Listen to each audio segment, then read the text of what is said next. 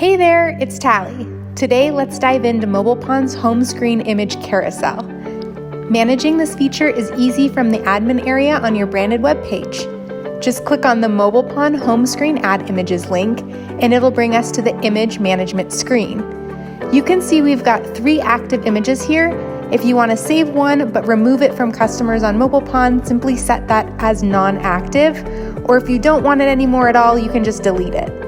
To add a new image, hit that Add New Images button, choose your image, give it a name, click Save, and voila! Your new image is right there.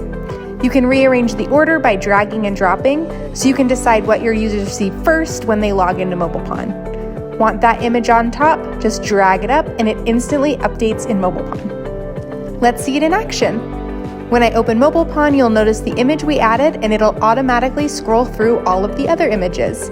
You can even swipe through them. It's that simple. Customization has never been more fun or easy.